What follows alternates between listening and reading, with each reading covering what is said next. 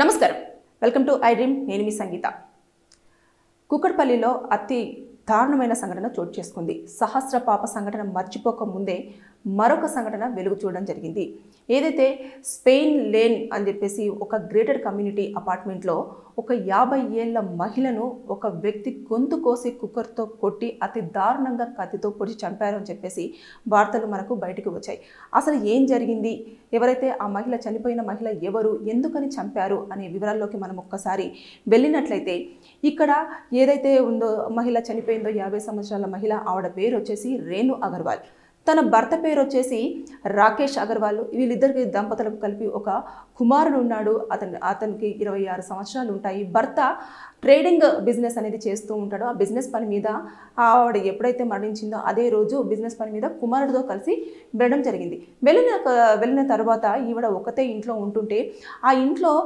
హర్ష అనే వ్యక్తి ఒక 10 రోజుల క్రితమే పనిలోకి జాయిన్ అయ్యాడు ఇతన్ని కూడా జాయిన్ చేసిన వ్యక్తి ఎవరు అని అంటే రోషన్ అనే వ్యక్తి ఇదివరకు కొన్ని ఏళ్ల నుంచి కూడా వాళ్ళ దగ్గర ఇంటి దగ్గర పనిచేస్తూ ఉన్నారు ఇతన్ని పనిలోకి కుదుర్చడం జరిగింది సరే అలా కంటిన్యూ అవుతున్న టైంలో ఈవిడ అది రోజు ఒకతే ఉంది అని చెప్పేసి తెలిసిన నేపథ్యంలో రోషన్ అదే విధంగా హర్ష ఇద్దరు కూడా ఒక ప్లాన్ చేసుకున్నారు ఈవిడని చంపి ఇంట్లో ఉన్న బంగారము డబ్బు అదంతా తీసుకొని వెళ్ళిపోదాము అని చెప్పేసి అనుకున్న నేపథ్యంలో ఒంటరిగా ఉన్న మహిళను చూసి ఇంకా పని మనిషే కదా వాళ్ళ ఇంట్లో పనిచేస్తున్న వ్యక్తే కదా సో వెంటనే హర్ష వచ్చేసి ఆవిడ ఉన్న టైంలో చూసేసి ఏదైతే కుక్కర్ ఉంటుందో ఫస్ట్ ఆవిడని స్పృహ తప్పిపోయేలాగా చేశారు అంటే కుక్కర్తో గట్టిగా తల మీద బాధగానే కొంచెం ఏజ్డ్ పర్సన్ కాబట్టి కింద పడిపోయిన వెంటనే ఇంకొక వ్యక్తి ఇమీడియట్గా తన చేతిలో ఉన్న కత్తిని అదంతా తీసేసి పొడవడం జరిగింది ఇంకొక వ్యక్తి అయితే గొంతుని ఇలా కత్తితో కొయ్యడం జరిగింది అని చెప్పేసి ఇదంతా మనకు పోలీసులు ప్రాథమికంగా నిర్ధారించి బయటికి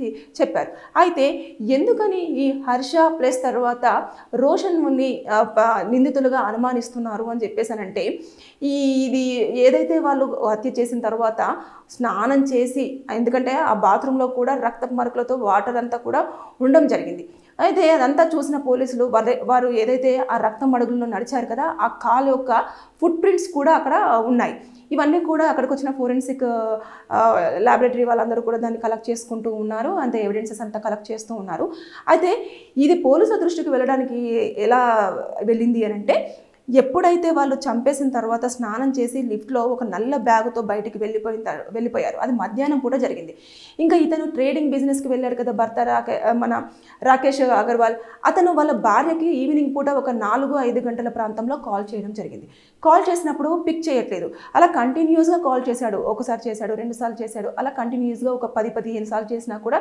ఎలాంటి రెస్పాన్స్ లేదు ఇంకా సరే అని చెప్పేసి ఇంటికి వచ్చేసరికి డోర్ లాక్ చేస్తుంది అదేంటి నా వైఫ్ నాకు చెప్పకుండా ఎక్కడికి వెళ్ళదు కదా ఎక్కడికి వెళ్ళింది అని చెప్పేసి అంత ఫోన్ డయల్ చేస్తుంటే ఇంట్లోనే ఫోన్ అనేది రింగ్ అవుతుంటే ఇదేంటి ఇంట్లోనే ఫోన్ పెట్టేసి తిని ఎక్కడికి వెళ్తుంది లోపల ఏమైనా జరిగిందా అని చెప్పేసి వేరే ఇంకొకటి 5th ఫ్లోర్లో ఉన్న ఒక పర్సన్ తోటి తను వచ్చేసి బాల్కనీ నుంచి చూసేసరికి మొత్తం రక్తపు మడుగుల్లో కూడా రేణు అగర్వాల్ పడిపోయి ఉంది అంటే అది చూడంగానే భర్త ఇమీడియట్గా పోలీసులకు కాల్ చేసేసి వాళ్ళు వచ్చేసి తలుపులు బద్దలు కొట్టేసి లోపలికి వెళ్ళి చూసేసి ఏవైతే అవి ఉన్నాయో వాటిని అన్నింటినీ చూసిన తర్వాత వెంటనే ఇమీడియట్గా సీసీ కెమెరా ఫుటేజ్ చూస్తే ఆ లిఫ్ట్ దగ్గర 2 వ్యక్తులు ఈ హర్ష ప్లస్ తర్వాత రోషన్ అనే వ్యక్తులు ఒక నల్ల బ్యాగ్ తీసుకొని వెళ్ళారు అంతేకాదు ఎవరైతే మృతురాలు ఉందో ఆ మృతురాలకు సంబంధించిన స్కూటీ కీస్ కూడా తీసుకొని వెళ్ళి అదే స్కూటీ మీద నల్ల బ్యాగ్ పెట్టేసుకొని ఇద్దరు కూడా పారిపోవడం అనేది జరిగింది పోలీసులు ఇప్పుడు వీరి గురించి అయితే మొత్తం గాలింపులు చేస్తూ ఉన్నారు మొత్తం 5 బృందాలుగా కూడా డివైడ్ అయ్యారు అంటే ఒక 5 టీమ్స్ వారిని పట్టుకోవడం కోసం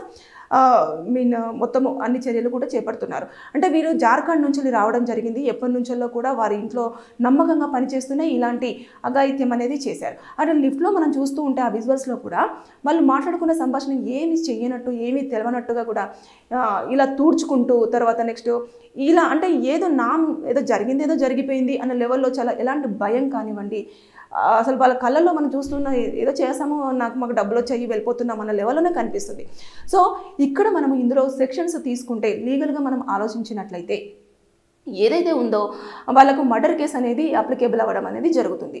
ఎందుకంటే ఇప్పుడు ఇది కొత్తగా పాత చట్టం ప్రకారం మనకు తెలుసు ఐపీసీ సెక్షన్ 302 కింద మనం మర్డర్ కేసు అనేది అప్లికేబుల్ అవుతుంది. కానీ ఇప్పుడు కొత్తగా చట్టాలు మారాయి కాబట్టి బిఎన్ఎస్ ప్రకారంగా 101 కింద ఇది కన్సిడర్ అవుతుంది మర్డర్ కేసు అనేది. అప్పుడు వారికి లైఫ్ ప్రిజన్మెంట్ ఉండొచ్చు, లేదంటే డెత్ పెనాల్టీ కూడా ఉండే ఛాన్సెస్ ఉంటాయి. ఇకపోతే ఏదైతే వారు అబ్స్కాండింగ్ అయిపోయారు కదా, అంటే మొత్తం తెలియకుండా ఎక్కడికో పారిపోయారు అది ఉంది కదా, అప్పుడు ఆ టైంలో కూడా వారిని బిఎన్ఎస్ ప్రకారం బిఎన్ఎస్ 250 ప్రకారంగా కూడా వారిని ట్రేస్ చేసి పట్టుకోవడం అనేది జరుగుతుంది. కోర్టులో ఖచ్చితంగా ప్రొడ్యూస్ చేస్తారు. వారు ఎలాగైనా సరే వారిని పట్టుకొని తీసుకొచ్చేసి కోర్టులో ప్రొడ్యూస్ చేయడం అనేది జరుగుతుంది. ఇకపోతే ఒకవేళ వాళ్ళు ఇంకా అప్పటికి ఇది కూడా దొరకని పక్షంలో ఏం చేస్తారంటే ఒక నోటీస్ అనేది ఇష్యూ చేయడం అనేది జరుగుతుంది. ఆ నోటీస్ ఇష్యూ చేసేసి ఇట్లా పారిపోయారు, వీరు తప్పించుకొని తిరుగుతున్నారు, హంతకులు అని చెప్పేసి ఒక నోటీస్ అనేది ఇష్యూ చేసేసి అది మొత్తం అంతా సర్క్యులేట్ అనేది చేయడం అనేది జరుగుతుంది. అంటే ఈ అన్ని వేళల్లో కూడా చేస్తారు. ఏదేమైనప్పటికీ కూడా ఇక్కడ వాళ్ళు చాలా కేసులలో కూడా ఇన్వాల్వ్ అయినట్టుగానే మనం తెలుసుకోవచ్చు. ఒకటి మర్డర్ కేసు, ఇంకొకటి వచ్చేసి దొంగతనం. అందులో ఇంట్లో ఉన్న డబ్బు కానివ్వండి, నగలు కానివ్వండి తీసుకొని పారిపోయారు. దాంతోపాటు బైక్ కూడా తీసుకొని వెళ్ళిపోయారు. ఇంకేంటిది హత్య చేసి పారిపోవాలి అని చెప్పేసి అనుకున్నారు, మొత్తం అబ్స్కాండింగ్ అయ్యారు. ఇవన్నీ సెక్షన్స్ ప్రకారంగా చూసుకుంటే వారికి లైఫ్ ప్రిజన్మెంట్ లేదంటే డెత్ పెనాల్టీ ఉండే అవకాశం ఉంటుంది. ఇది ఏదైతే ఉందో మర్డర్ కేసు కాబట్టి నాన్ బెయిలబుల్ మాత్రమే ఉంటుంది, అంటే నాన్ బెయిలబుల్ వారెంట్ ఇష్యూ అవుతుంది, వారిని అరెస్ట్ చేయడం జరుగుతుంది. ఇప్పుడు ప్రధానంగా మాత్రము పోలీసులు ఏం చేశారంటే వీరు అనుమానాస్పదంగా కనిపించారు, ప్లస్ తర్వాత వారి చేతిలో బ్యాగ్ ఉంది, వీళ్ళిద్దరూ కూడా వారి ఇంట్లో పనిచేయడం జరుగుతుంది కాబట్టి వీరిని సస్పెక్టెడ్గా చేశాము. తర్వాత నెక్స్ట్ వారి కదలికలు కానివ్వండి, వారు బండి తీసుకొని వెళ్ళిన అంటే ఇప్పుడు ఆవిడకు ఇష్యూ జరిగింది, ఎప్పుడైతే వాళ్ళ టైం ఉంటుంది కదా ఫోరెన్సిక్, అప్పుడు ఆ అమ్మాయిని ఎప్పుడు చంపారు, ఆవిడ ఎప్పుడు ఏ టైంలో కూడా ప్రాణాలు కోల్పోయింది, ఆ టైం నుంచి ఈ టైం వరకు వీళ్ళు బైక్ తీసుకొని వెళ్ళిపోయేది, ఆ లిఫ్ట్ దగ్గర ఉన్నదంతా కూడా క్యాలిక్యులేషన్ చేస్తారు. చేసిన తర్వాత ఆ టైంలో వారిద్దరు మాత్రమే అక్కడ ఉండడం జరిగింది. దాని నేపథ్యంలోనే వారు ఇక్కడ చేశారు కాబట్టి వారిని నిందితులుగా అని చెప్పేసి ప్రాథమికంగా ఏంటి అసలు యాక్చువల్గా కన్ఫర్మేషన్కి వచ్చినట్టే, కానీ మనకి ఇంకా కొన్ని ఎవిడెన్సెస్ కలెక్ట్ చేసుకునేది ఉంది కాబట్టి ఆ నేపథ్యంలో కొంచెము పోలీసులు అనేవారు దాన్ని కొంచెము హోల్డ్ చేస్తూ ఉన్నారు. ఎప్పుడైతే నిందితులు దొరుకుతారో, దొరికిన తర్వాత ఎందుకంటే ఎలాగో ఈఎంఐ పేరు మీద రిజిస్ట్రేషన్ అయి ఉంటుంది వెహికల్, సో దాన్ని ఎక్కడెక్కడ ఏ సిగ్నల్స్ క్రాస్ చేస్తూ వెళ్ళారు అనేది చూస్తూ ఉంటారు. బండి ఎక్కడ వదిలేశారు, లేదంటే ఎక్కడి వరకు వెళ్ళారు, ఎక్కడి నుంచి ఎక్కడికి వెళ్ళారు అనేది మొత్తం పూర్తి స్థాయిలో అయితే పోలీసులు 5 టీమ్స్గా డివైడ్ అయ్యి మొత్తం చేస్తున్నారు కాబట్టి ఖచ్చితంగా అతి త్వరలోనే నిందితులు పట్టుకుంటారు. పట్టుకున్న సమక్షంలో ఇప్పుడైతే నేను ఏవేవైతే సెక్షన్స్ చెప్పానో ఆ సెక్షన్స్ అన్ని కూడా అప్లికబుల్ అయ్యే ఛాన్సెస్ ఉంటాయి. దాంతోపాటు ఇంకొకటి ఏంటంటే ఎప్పుడైతే ఒకవేళ నిందితుడు దొరికిన తర్వాత ఫస్ట్ ఇన్ఫర్మేషన్ రికార్డ్ ఎఫ్ఐఆర్ అంతా కూడా వారిని అడగడం జరుగుతుంది. అడిగిన తర్వాత మొత్తం క్లియర్గా అందులో మెన్షన్ చేస్తారు ఏం జరిగింది, అసలు ఫస్ట్ ఎవరు వెళ్ళారు, వెళ్ళిన తర్వాత ఏం చేశారు అనేది మొత్తం పూర్తి స్థాయిలో వారు పాయింట్ టు పాయింట్ చెప్పిన తర్వాత దాన్ని అక్కడ మెన్షన్ చేస్తారు. చేసిన తర్వాత వారిని ఫస్ట్ అయితే కోర్టులో రిమాండ్ చేస్తారు. షార్ట్ షీట్ ప్రిపేర్ చేసిన తర్వాత వారిని ఇంకా జైల్లో పెట్టడం అనేది జరుగుతుంది. ఇదంతా ప్రాసెస్ అంతా కూడా లీగల్ పరంగా జరుగుతుంది. కానీ ముందుగా ఎవరైతే ఈ రోషన్ కానివ్వండి, అదేవిధంగా హర్ష కానివ్వండి దొరకాలని చెప్పేసి చాలామంది కూడా కోరుకున్నారు. అంటే అతి కిరాతకంగా చంపేశారు. ఆ పెద్దవాడిని ఇంట్లో పనిచేస్తున్న వారు కదా అని చెప్పేసి నమ్మి అంత ఇది ఇస్తే ఆవిడని చంపేసి చాలా క్రూరంగా డబ్బులు కావాలంటే తీసుకొని వెళ్ళిపోతే అయిపోయేది. కానీ కాళ్ళు చేతులు కట్టేసి కుక్కర్తో కొట్టి కత్తితో పొడిచి గొంతు కోసి అంత రాక్షసత్వంగా బిహేవ్ చేసేసి ఆవిడని చంపేశారు. అంటే అసలు ఇది ఎంత కిరాతకంగా చూస్తున్నామంటే మనుషులకు ఈ మధ్య ఏవీ లేకపోతే భయం ఉండట్లేదు, తర్వాత నెక్స్ట్ జీవితం ఏమైపోతుంది అన్న ఆలోచన ఉండట్లేదు.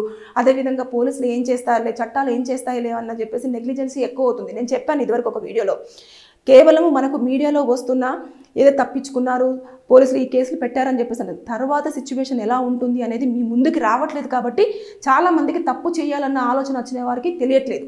కానీ ఒక్కసారి జైలు దగ్గరికి వెళ్తే మీకు జీవితం ఎలా ఉంటుంది అనేది తెలిసే ఛాన్సెస్ చాలా ఉంటాయి. సో ఈ విషయంలో మాత్రం మనం చాలా బాధపడాల్సిన విషయమే. ఎందుకంటే గడిచి 2 రోజులు కూడా కావస్తుంది, అయినా ఇప్పటికీ కూడా నిందితులు ఎక్కడి వరకు వెళ్ళారు ఏంటి అనేది పోలీసులు పాపం చాలా గట్టిగానే సెర్చ్ చేస్తున్నారు.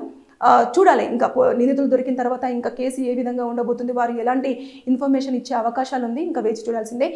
ఈ వీడియో చూస్తున్న వారికి ఎవరికైనా సరే ఫ్యామిలీ పరంగా కానివ్వండి, తర్వాత భూముల ల్యాండ్ ఇష్యూస్ కానివ్వండి, ఇంకా ఏదైనా పర్సనల్ ఇష్యూస్ కానివ్వండి, ఏమున్నా సరే కింద కామెంట్ రూపంలో తెలియజేయండి.